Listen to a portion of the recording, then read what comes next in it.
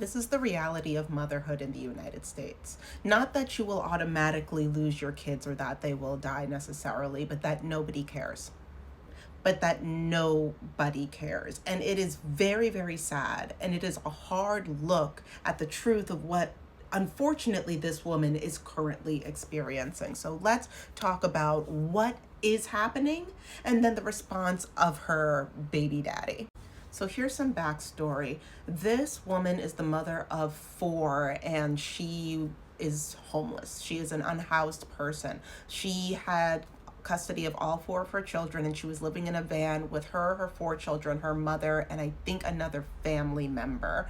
She was trying to get back on her feet. She was reaching out to all of them. This was all happening in Detroit. Like, this is all currently happening right now. So she was reaching out to homeless shelters, to different organizations to try and get help that said, hey, we're here to help the unhoused population. We're here to help single moms that are struggling. She was reaching out and nobody helped her. Now, there's a video that you can watch of her recounting all of this, but my God, it is so heartbreaking. It really does shake you to your core. So I'm just going to keep summarizing this for you guys. If you want to go and watch it on your own, that's on you. But so in this interview, she talks about how she and her family were staying in a van and they were sleeping they parked the van in the parking lot of a casino in town. And they were, hoping to, it was just another unfortunate night. But then the car ran out of gas. And so they weren't able to stay warm. And then in the middle of the night, she realized that 2 of her babies were unresponsive. I think it was the 2-year-old and the 9-year-old. She talks about giving them CPR. She's like, I've seen people do this. I think she said in TV, and she was saying something like, don't leave me, as she was doing it. And she went to the hospital. It was this whole ordeal, but long story short, those 2 children did not make it.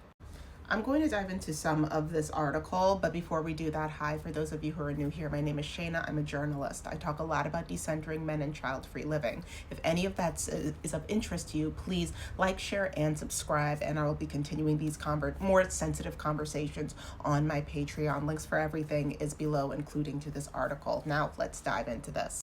So after the amount of press that has been coming out about this woman's story, the mayor and other city leaders had to come in and make a statement. And it goes as follows. At least as far as we've been able to determine so far, the family never came back again for services, because the mom was saying that she did reach out for services, and there's proof that she did. As far as we've been able to tell, our homeless staff never proactively reached out to say, what happened with your situation? Was it resolved? Mayor Mike Duggan said. Duggan is now calling for a review of the city's homeless services. Williams who's the mother, is now in a homeless shelter, and her 2 surviving children are with relatives. It took my 2 kids to die for y'all to help me. It just don't work like that, she said. It hurt losing 2 kids in one night. I don't wish this on nobody. And if you can get help, please get help, because I don't want nobody else to go through what I'm feeling. A Detroit funeral home is providing funeral services for the kids free of charge. The pro-life community, and this has been an ongoing conversation, the pro-life community does not care about your kids once they are out of the womb. They don't care about that collection of cells as soon as they exit your uterus. They do not care. And that goes quadruply so for Black women, for Black mothers. Please hear me. This is not the time. Some people really want to be moms. I get it, especially within the United States and other places. I get it. This is not the time. This woman did everything that she could have done within her power. She reached out to services. She also reached out to her children's father, at least one of her children's father, we know for sure. And I will share his response shortly, because it is callous and it is harsh, and he is going to have to live with his actions for the rest of his life, and it is public now, so it's out of my hands and it's out of his. But the services that are here to help, inadequate at best. Calling for a review, what good is that going to do for the homelessness numbers are rising in the United States, and homelessness is now criminalized within the United States. So what you gonna do?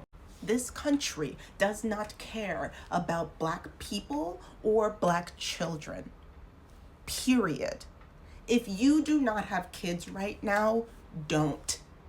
If you have kids right now, my God, my heart goes out to you. It's build community. Community is the way that we survive these times. But also, let's dive into the next part of this. Darnell Jr. and Amelia, and the distressing phone call he says he took from their mother, Tatiana Williams, on Monday. I went to the gym. As soon as I got on the treadmill, she called saying, can I make it to the hospital right now? They gone. I was hoping it was a sick joke, but it wasn't. According to Detroit police, 9-year-old Darnell Jr. and 2-year-old Amelia died while sleeping in a vehicle at the Hollywood Casino at Greektown parking garage. Investigators say the cause appears to be hypothermia, a tragedy stemming from homelessness. I tried. I asked for help.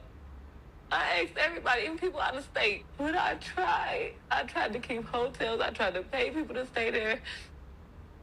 It wasn't working for me.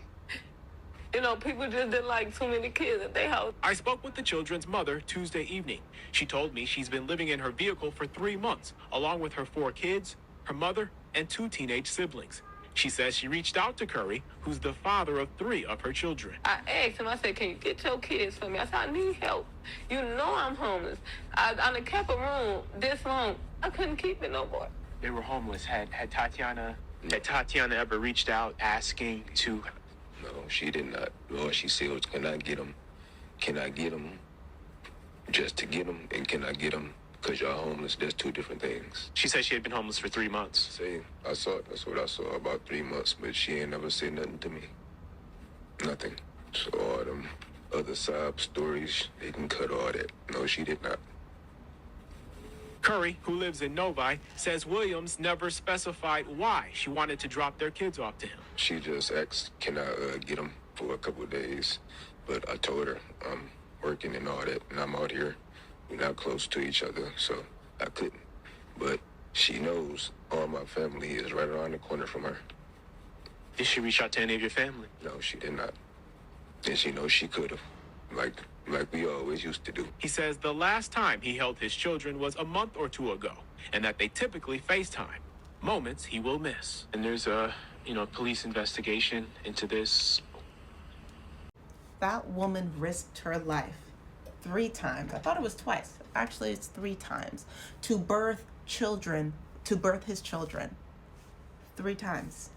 And he couldn't even come and get them. He needed a specific reason to come and get his kids. He FaceTimes them once a month.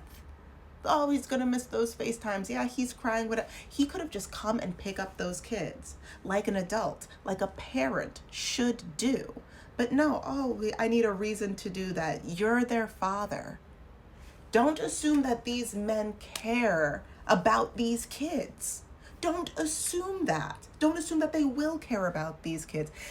It clearly, as I've said in multiple videos, and I will say again, as deeply as he cares about you, generally is as deeply as he will care about those kids. He said, we're not close like that. We used to be close like that, but I don't know. She could have reached out to my family. She knows that she could reach. If she's not close to you, and she probably feels that same level of coldness and distance that the kids probably feel when it's like, oh my goodness, we're living in a van and our dad doesn't want to come get us because he's a little busy. Why would she reach out to your family?